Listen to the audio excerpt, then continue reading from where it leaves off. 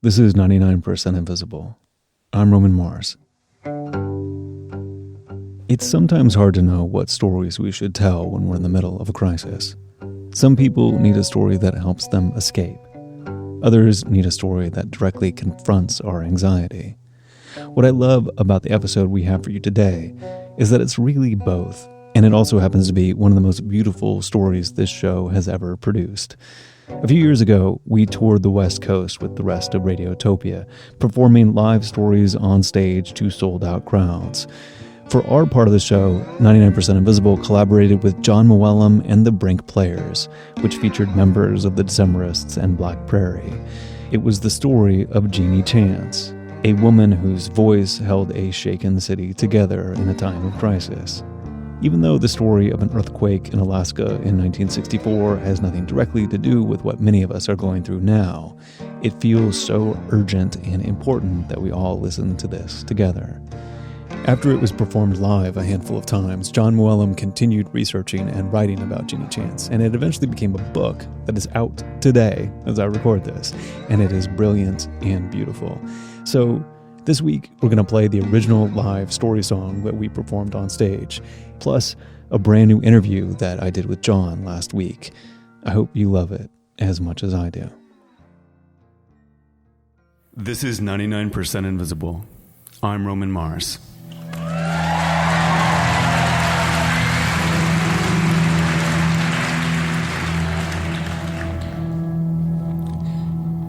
It was the middle of the night on March 27th, 1964.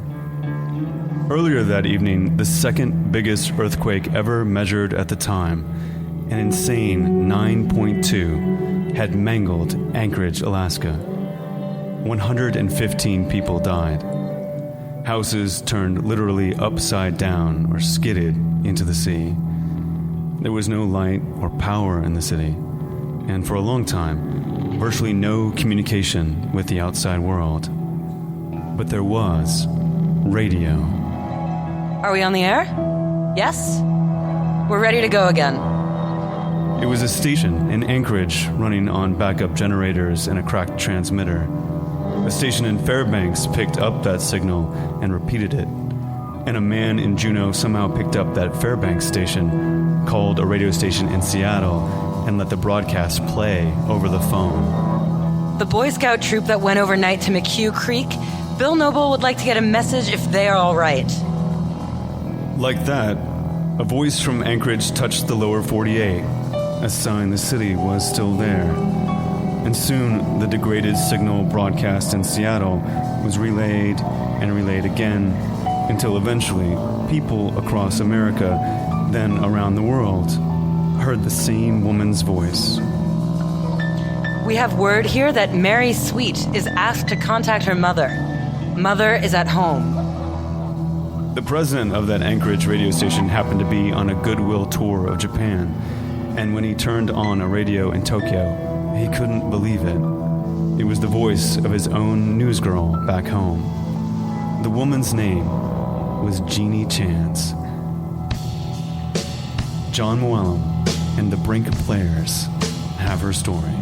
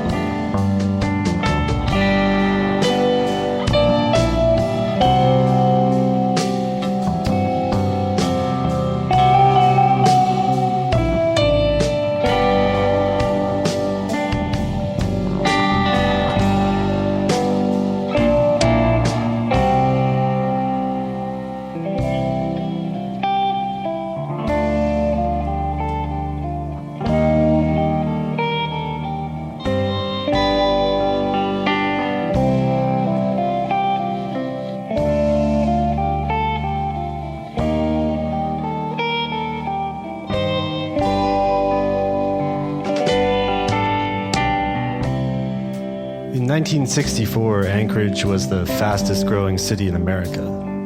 A generation earlier, it had been a frontier town without a single concrete building. Now it had 100,000 people. But it was mostly military buildup and oil speculation. The city felt like a bubble that could pop. Alaska had only been a state for 5 years, and as one man put it, "You had the feeling that everything is temporary.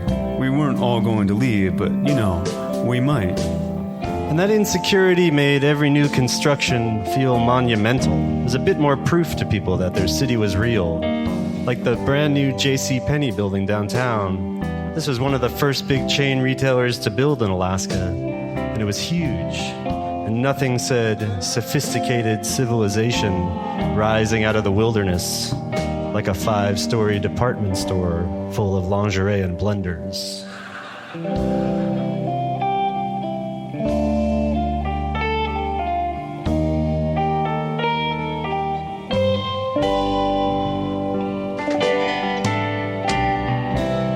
There were the beginnings of genuine culture in Anchorage, too, like the city's all-volunteer symphony, conducted by a moonlighting bulldozer operator, and the Anchorage Little Theater, a community troupe run by a cosmopolitan guy in a turtleneck named Frank Brink. Brink found roles for everyone in his plays, housewives, judges, Air Force officers, and he worked his actors hard. He just staged his own 3-hour epic of Alaskan history called Cry of the Wild Ram. I know it sounds a little bit like Waiting for Guffman, but they were good. And meanwhile, covering all this life in the city were 2 daily newspapers and 5 local radio stations. One of them, KENI, prided itself on being the biggest radio network in the biggest state in the union. And one of KENI's biggest on-air personalities was a woman named Jeannie Chance. Jeannie was 37. She'd grown up poor in Bonham, Texas, then come to Alaska with her husband a few years earlier, looking for opportunity. They only sort of found it at first. He sold used cars, and she watched their 3 kids at home. But Jeannie loved radio, so she started working construction every morning in exchange for childcare, then go to work all afternoon at one of the local radio stations. Back then, women were usually made to cover cooking or fashion, but at KENI, Jeannie turned herself into a gutsy roving reporter, driving all over Alaska with a mobile broadcasting unit in her car. She flew with smoke jumpers, covered Arctic warfare exercises, reported from Inuit villages and crab boats. Her voice was part of the city. People trusted her, respected her in Anchorage. And in a way, women journalists weren't always respected in 1964. Later, a New York paper celebrated her as an Alaskan housewife and mother of 3 children who does a man-sized job with a radio microphone. Late in the afternoon of March 27th, Jeannie was driving her 13-year-old son to a bookstore downtown. It was Good Friday, and lots of people had already gone home from work for the Easter weekend. A banner across 4th Avenue advertised that weekend's opening at Frank Brink's Theater. They were doing the Thornton Wilder play, Our Town. Curtain was going to go up at 8 o'clock, but at 5:36...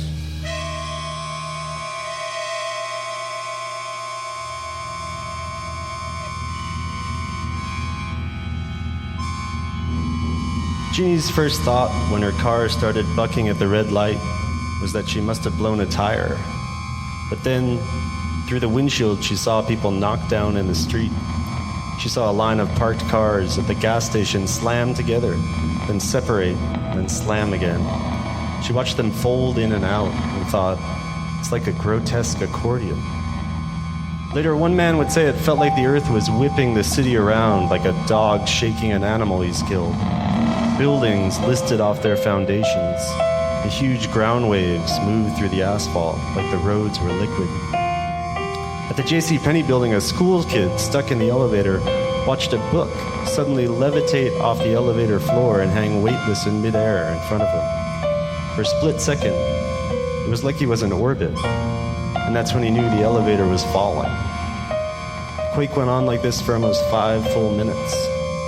Then it stopped. And the instant it did, Jeannie threw her car in gear.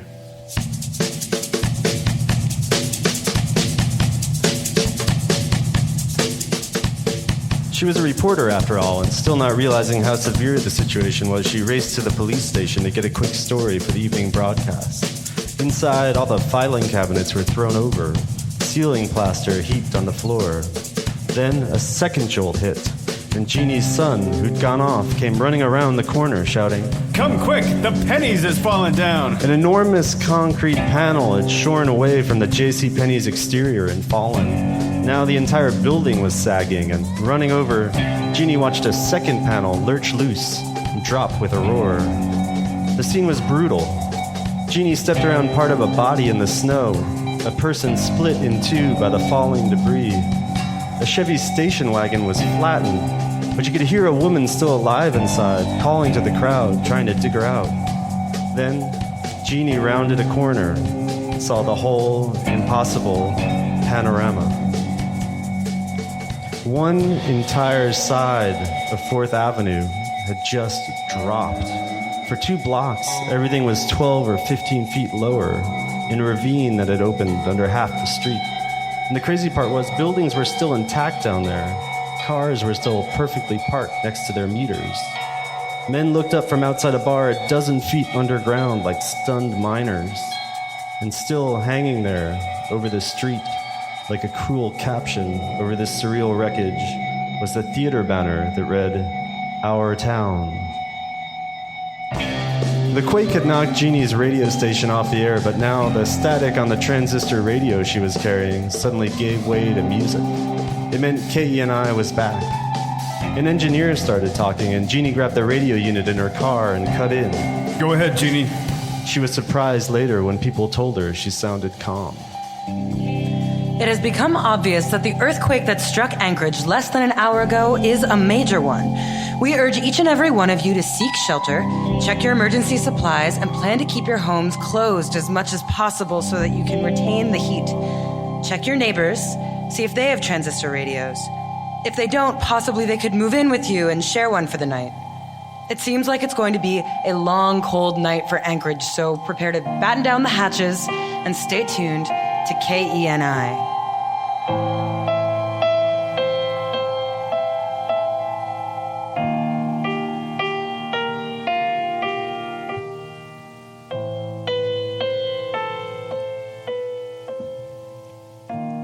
Now think of what it means when we say a person feels shaken.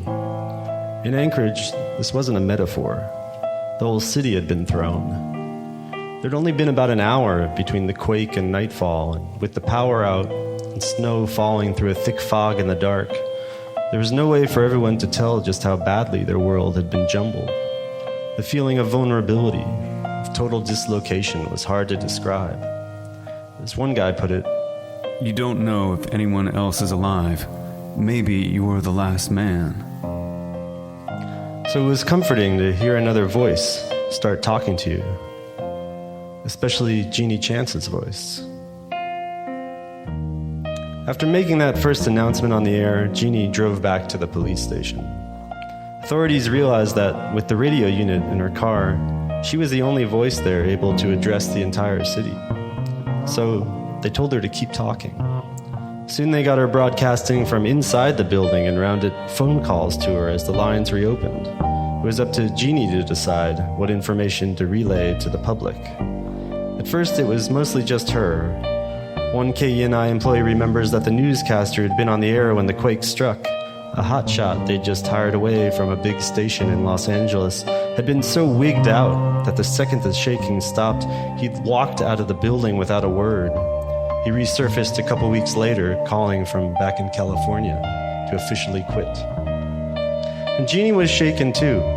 A week later, she'd break down out of nowhere and weep all night, but now... I kept trying to forget the unforgettable scenes I had witnessed. Thousands of terrified people were huddled in their unheated shelters, waiting for words of reassurance and instruction. So she started doing her job, talking to people on the radio. Before long, the rest of her colleagues and other stations in town were back working the airwaves too, but it still often felt like Jeannie was the one at the center of things, directing things. The turbine site needs diesel fuel, she'd say. Or here's where electricians should report. And then she started reading the personal messages, pouring in too. Mr. and Mrs. Dick Fisher are still here at police headquarters waiting for any word of their children. We have a message from Northwest Airlines saying that the crew cannot locate stewardess Beverly Johns. So many people were desperate to locate or reassure each other. Howard Forbes would like it to be known that he will be at Mike Whitmore's. And Jeannie was helping those people shout across the fractured city. A message to Kenneth Sadler. Mrs. Sadler is fine. A message to Walter Hart. Lee Hart is fine. And meanwhile, ham radio operators were relaying those messages to families in the lower 48. And when reporters around the country finally got through to Anchorage, it was often Jeannie, still sitting in front of her radio microphone, who took their calls. No, she assured them, the city wasn't swallowed in flames. And no, it wasn't under martial law. She talked to Omaha, New York, London. One interview she did was rebroadcast in more than 100 other places the same day. Friday night had become Saturday morning by then Saturday afternoon, Saturday night. For the first 30 hours, I talked constantly. And after 2 hours sleep, she was right back on the air.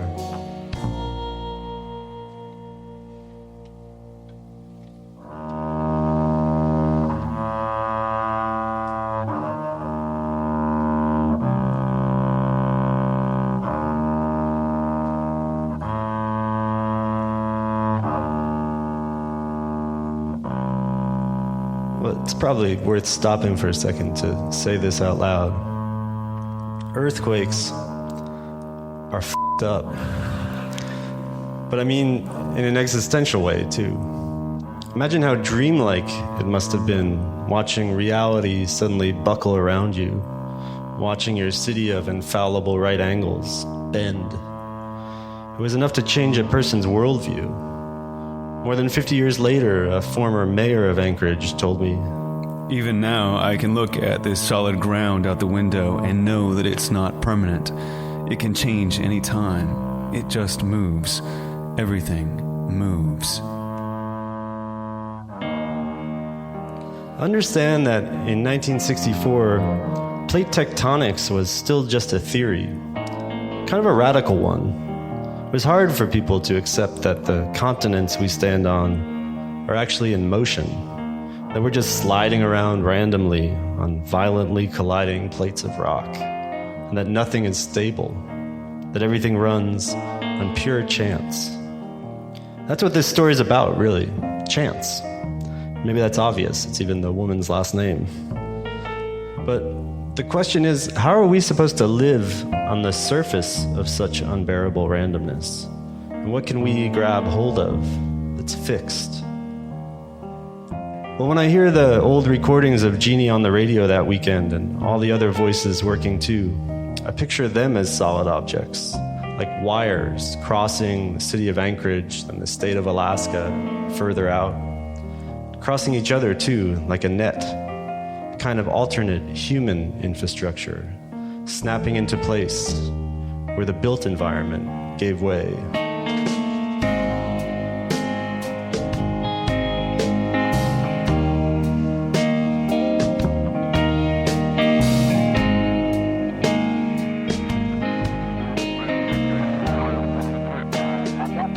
Message here, Bob, and then I'll turn it right back to you. The Episcopal Church at 8th and F is temporary shelter. Frank Brink, the drama department out at AMU has accommodations for 2 people at mile 9 on the Seward Highway. The YMCA is badly in need of white gasoline, and if you have any white Typhoid shots are... That anybody who has a spare chlorinator available. The Japanese airline people are safe, and they A very interesting person, I think, can tell us about some of the damage out at International. difficult at this time, right now, to evaluate what is happening here. Harry Boyce? The Red Cross asks, of course, that you cooperate with Lost the railroad. He would like for us to contact Elton Jurgens of Seward. available clothing for a small baby under 6 months of age. Please, any of you in the lowland areas, get out of This the one I'm very happy to announce. Milchick. Your relatives in Anchorage are all right. Signed, Bill and... Okay, Roger on that. It's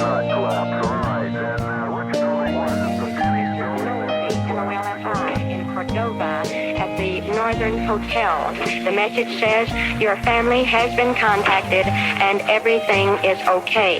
I've been so involved trying to assist down here in the coordination of the message service at the Civil Defense headquarters that I really hadn't stopped to think how worried and concerned my parents must be. I understand that KFAR in Fairbanks is monitoring us and is relaying messages to the South 48. I wonder if the person in KFAR would take down a message for me and get the word to my family in Bonham, Texas, that the Chance family is all right. The Chance family is all right. All 5 of us are safe. None of us received a scratch. We have another message here to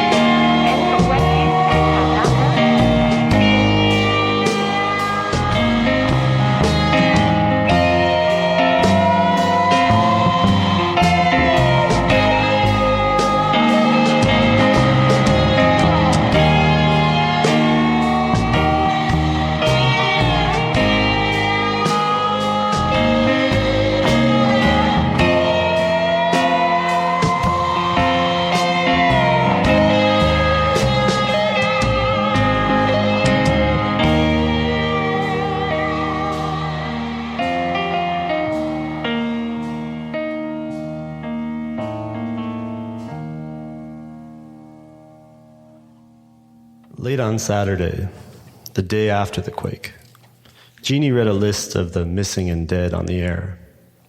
No one told her to do it, but there didn't seem to be anyone to ask for permission either. And the next day was Easter Sunday. Ministers talked about death and resurrection. The staff of the Anchorage Daily Times picked up all the pieces of movable type thrown all over their printing room, managed to put out a newspaper. 2 J.C. Penney executives declared, "We will build again, bigger and better than before." And eventually the little theater resumed its production of Our Town, too. One of the actors told me that after the quake, whenever a restaurant in Anchorage reopened or a church held a mass, there was never an empty seat, he said. Everyone wanted to be with someone else. And there was something especially poetic about the sold-out crowd at the theater that first night.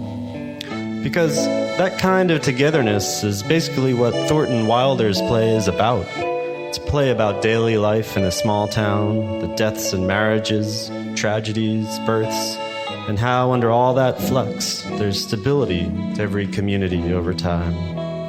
In Anchorage, a city that worried it was temporary realized it was temporary, at least all its buildings and houses and roads. But it was discovering there was something permanent about itself, too. All night at the theater, the character of the stage manager talked to the audience directly, narrating the story of the play, kind of like I've been doing tonight. Now, when the curtain rose on the final act, he came out for his monologue and told them. Now, there are some things we all know, but we don't take them out and look at them very often.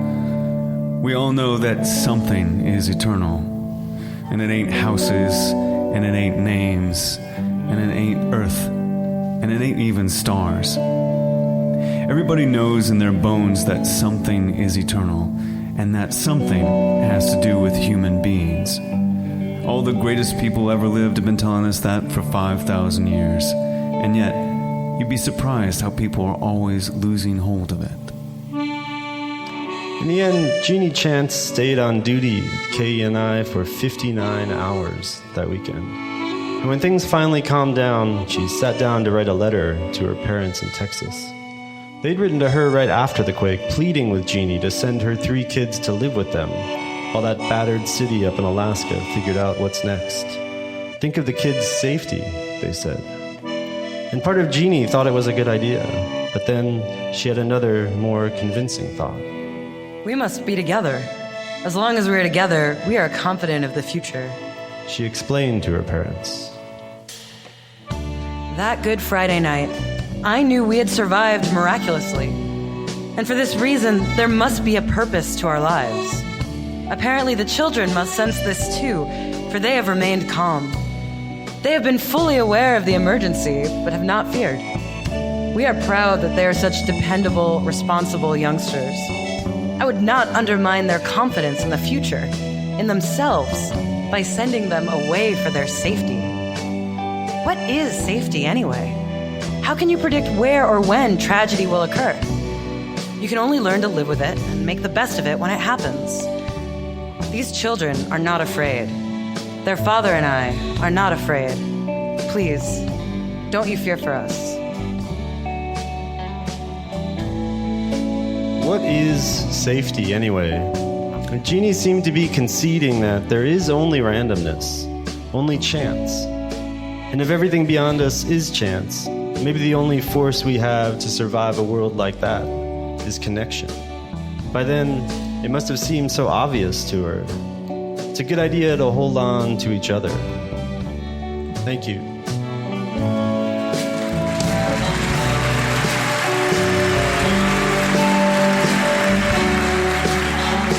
John Muellum, the Brink players, Jenny Conley-Drizos on accordion and piano, Nate Query on bass, John Moen on drums, Chris Funk on guitar, and John Neufeld also on guitar. And that is Miss Avery Trufelman as Jeannie Chance. Thank you.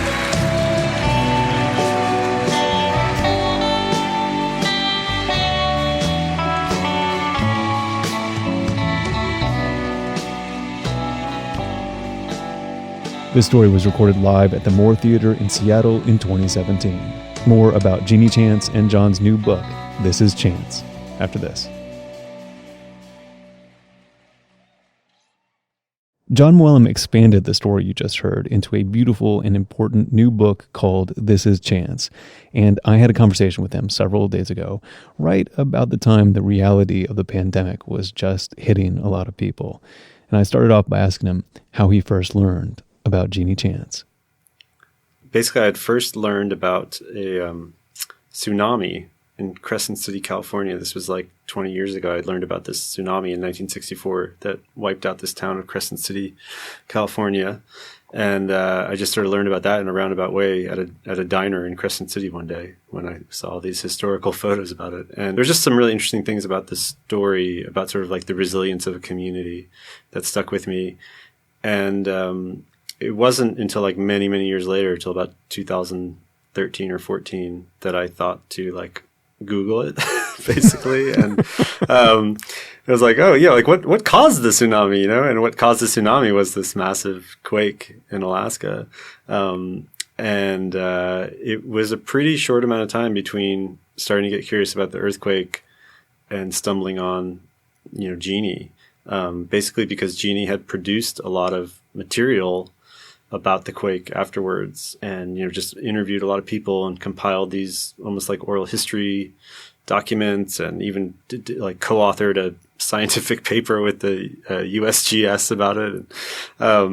So her name was out there, but even then it was still just like a few more years. You know, even though I had reached out to her daughter, which became like, you know, just like the most important connection that made this book possible.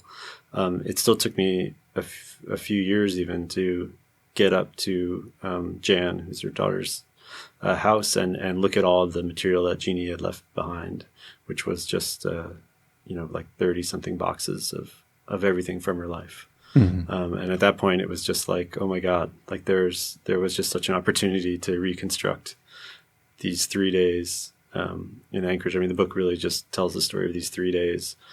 And yeah, I didn't feel like I could see that opportunity and not do it, because it was really like almost like a now or never thing. Like who else is going to be in this basement ever again, right?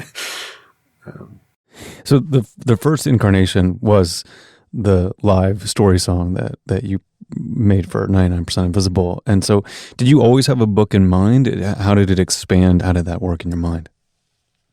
Yeah, well, the great thing about doing that project with you guys was that it gave me the time and sort of the motivation to just see if it was a book. I definitely had that in mind. I was hoping that that's what it could become. But it's such a weird process of just cobbling together these material, you know, documents and from archives, various places. So, you know, but pretty, you know, definitely by the time we were done with that project and we were starting to do the performances, it was very clear to me that this was like kind of just the beginning. And it was just this process of discovering like all these other characters and all these nuances to the story, and just learning more about Anchorage at the time, and just this fuller, sense, almost like a more empathetic sense too of what was happening there, both after the quake, but also just what it was like to be living in Alaska in 1964.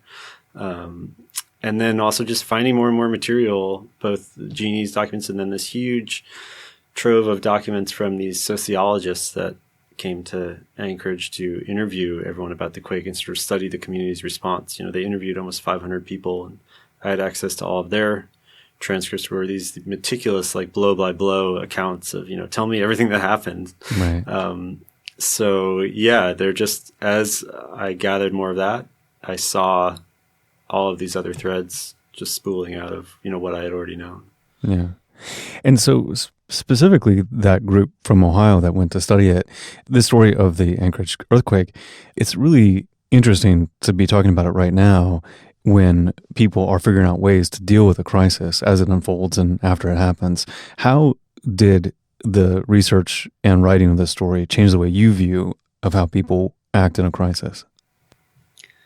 Yeah, I mean, I think it's a very bizarre experience to have spent, almost 6 or 7 years with all of this in my head to various degrees. And then now at the same time, the book is being, materializing as a real object in the world, to just have the world be, kind of collapsing around it. But, I don't, I wish I had some very pithy, moral that I could draw from all this and just dispense to everyone. And, in some sense, I think it's there, but I'm still struggling to articulate it. But basically these social scientists, they came to Anchorage thinking that, they were funded by the military. They were thinking that they're just here to watch a community fall apart and tell, as a sort of simulation of nuclear war, so we could figure out how to control that kind of chaos. And what they found was just like really what we were talking about in the piece is just this cooperation and this altruism that just surged up from the community, this impulse that everyone had to just solve problems and cooperate and just, get stuff done. And I think we're definitely feeling that same thing now. I think it's just way more opaque as to, what we're supposed to do with that energy. Right. And it's something that I've been turning it just over and over in my mind. And I think it's just, the problem is just that it's, the danger is just not right in front of us the way that it is with an earthquake. And I think it sort of scrambles your brain in that way. But I do think that, I have this piece in the New York Times, that's sort of an excerpt of the book where I'm just making the point that I do think we need to kind of understand, these things we're being told to do, like wash our hands and keep our distance and all of these things that seem like sacrifices or retreats, and just try to understand them as a way to channel that same energy, that these are things we're doing together. This is a project that we're doing together. Even if we're, actually not supposed to be physically together while we're doing them. Mm-hmm. But it's that same thing. And it's not, nothing I'm saying would be new or revelatory to any of the sociologists that study this, because that field of sociology has, gone on in all the years since the quake. And it's, really on firm ground that this is just a phenomenon. This is just the way humanity deals with disasters, is in this collaborative, improvised, productive way. It's strange to just think about the similarities, but also the differences. Yeah. I mean, that essential truth is really contradictory to what we tend to tell stories about in fiction. We tend to tell stories about the pressure cooker of disaster leading to society breaking down. Have you thought about why there's that impulse to tell those stories when the reality is not that way and maybe more interesting because of it? Yeah, I mean, I think it's not just in fiction. I think we tell that story about real life too, right? Yeah. Sometimes to our detriment. Like it's dangerous because if you are in the aftermath of a disaster and you're looking at everyone around you as barbaric, or potentially their whole drive is to harm you and steal what you have, you're going to address the world very differently than if you walk in with an assumption that people can be trusted and that we're allies. But yeah, I think in some ways it's there might just be something on a gut level that we're afraid of, and so we assume it to be true. But it's really hard to let go of those myths. I mean, even one thing that I just found so entertaining was when you read enough of these case studies or even just press accounts of disasters, and it was true in Alaska too, is that, we pulled together because we're Alaskans, right? You had so many Alaskans saying that, and you had the sociologists who just had to kind of push back and say, well, everyone did. Like even the fact that they found themselves exceptional turned out to be unexceptional because after Katrina it was New Orleanians. We're just being New Orleanians, or New Yorkers after 9/11. Well, we're New Yorkers, and just no one can get their head around the fact that. What's true for everyone else. Everyone else is going to collapse and turn into heathens, but we're the one place that has our shit together, So I found that very amusing. I don't know. I guess it's just really hard to register. And even me, I'm not trying to, I mean, even now I know these things. I've written about them. I'm out here saying them in public, but, I have to kind of reassure myself that they're true. And I also think that, frankly, I'm talking to you from Washington State, right, where everything feels just probably a little bit more intense. Yeah. But I think I've also just made the decision for myself that like, I'm just gonna act like they're true, and I'll be proven wrong, and I would prefer to live in a world where I see that, the possibility of that cooperation and the possibility of that goodness, rather than just always being on guard for the opposite. Yeah. One of the things that we get the privilege of in the audio piece that we performed on stage versus the book is you get to hear some of these voices at the end. And I remember doing it on stage and nearly crying every time that moment happens. And what was it like hearing those for the first time when you were going through archives? Oh, it was unreal. I mean, especially certain moments, I had so many written documents, right? I had so many interviews and letters, and you get this sense of real life, but it's almost kept at a distance from you. There's that buffer. And then when you hear the voices, it shatters that, right? I mean, not completely, right? There's still... Right. The tapes are fuzzy, and they've kind of, some of the men especially seem to have that kind of old timey cadence, but yeah, there's something about it. There's just something about, hearing people speak and hearing the confusion in their voices, but also hearing the energy they're putting into like fighting back that confusion that I just find so moving, and so noble. So yeah. And on top of that, I had all these recordings of just, ordinary radio broadcasts in Anchorage, or Jeannie kind of making audio diaries of things. And, you can just sort of feel yourself being sucked through time in a way. In this story, we are witness to like a little sliver of Jeannie's life. She went on to do lots of interesting things afterward. Can you tell a little bit about what her life was like after the quake? Yeah, she, it was a real kind of catapult for her. The first thing that happened was she got super depressed and stressed out, I think, just covering the months and months of like, boring recovery work and infighting and all the stuff that followed this sort of period of great cooperation, as soon as the government agencies got involved in figuring out all the technical stuff. But yeah, she actually left her job at the station shortly after because they wouldn't give her a raise, and because she was a woman essentially, and she felt kind of indignant about that, rightfully, and she went off on her own. She became kind of a woman about town, like a publicity consultant, just kind of hustling and doing all kinds of freelance work. And that eventually led to people started asking her to run for office. And so she became a state legislator in Alaska in, I believe, 1971, and was there for many years, and just did a whole bunch of stuff there with the kind of same, even a greater spirit of just, who gives a damn? I'm going to do the right thing kind of attitude, which, didn't necessarily make her a favorite among some of her, especially the kind of older male colleagues who looked at their positions in the legislature as a sort of like a treat that they were entitled to after long careers in business. But the other thing that happened too is that, she was in a very bad marriage. Her husband, at the same time that he could be very loving and, they were a very happy family. He was also an alcoholic, and he was abusive toward her very, very violently.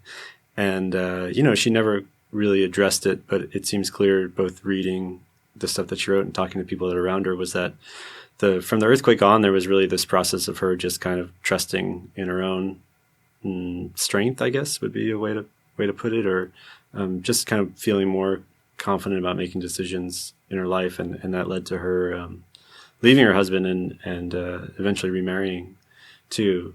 So yeah, I really had no idea about any of that until much later in the process. But yeah, it turned out she was, I guess it makes sense that if you find a sort of remarkable person doing extraordinary things, on one weekend, that you'll probably find the rest of their life pretty fascinating too. Yeah. Some of her relatives came down to see it when we performed in Seattle. What was that like? Oh, that was amazing. I couldn't believe it. Yeah. So her daughter, Jan, and her husband were there, and then two of Jan's children, and I believe like a niece or a cousin or somebody, and they came both from Alaska, and then there's some folks that were living in Texas, and yeah, there was a whole kind of half row of them at the performance, which was just so wonderful, because I've really never had this experience, working on anything before, where so many people that I called just told me outright, like, oh, I've been waiting for someone to call me because they're writing about this, either, often just about the quake, but several people about Jeannie herself, like, oh yeah, I've been waiting all my life for someone to call me and ask me about Jeannie Chance. And I think that her family, her daughter definitely felt that too. I think her daughter just knew what an extraordinary person her mom was. And that's why she was holding on to all her things all these years and didn't just toss them. And the other cool thing too was, I'd be in their basement just looking through all this stuff. Like I would stay with them and, go up for a few days at a time. And I remember one night being just up really late, just like going through box after box. And Jan's daughter, so Jeannie's granddaughter, who was living in an apartment next to their house at the time, came home, from being out with her husband at a bar or something. And we got to chatting, and I was like, at one point I said, so, what do you really know about your grandmother? Because she was pretty young when Jeannie died. She said, to be honest, I didn't really know much about her until you started, poking around, and we started talking about it again. So yeah, I don't know, there's just something, maybe it's like a middle age thing, like now that I'm in my 40s, but there's just like something really potent and moving about just kind of seeing the way people's memories can kind of catapult through time and the impacts that they have. And, and to also just recognize that it's, Jeannie's like fascinating and did amazing stuff, but like how many other lives out there could you just, if you found this way into, would deliver that, just that same kind of rush, that recognition of just like another human. This is Chance, the shaking of an all-American city, a voice that held it together, by Jon Mooallem, is out today. Get it. Seriously, get it. For yourself, for a friend, for the sake of the world. Get it today. 99% Invisible was recorded at the Moore Theater in Seattle on the Radiotopia Live West Coast Tour. We were directed by Lynn Finkel. Post-production mix by Sean Rial and Sharif Youssef. Words by Jon Mooallem and music by the Brink Players, Jenny Conley-Drizos, John Neufeld, Nate Query, John Moen, and Chris Funk. Jeannie Chance was played by Avery Trufelman. The rest of the crew is Katie Mingle, Kurt Kolstad, Delaney Hall, Emmett Fitzgerald, Joe Rosenberg, Vivian Leigh, Chris Berube, Sophia Klatzker, and me, Roman Mars. We are a project of 91.7 KALW in San Francisco and produced on Radio Row, which is now distributed in multiple locations in beautiful East Bay, California. We are a proud member of Radiotopia from PRX, a fiercely independent collective of the most innovative shows in all of podcasting. Find them all at radiotopia.fm. You can find the show and join discussions about the show on Facebook. You can tweet at me at Roman Mars and the show at 99pi.org. We're on Instagram and Reddit too. But we have a link to purchase the book. This is Chance. You must get it. You must get it. That link is at 99pi.org. Radiotopia from PRX.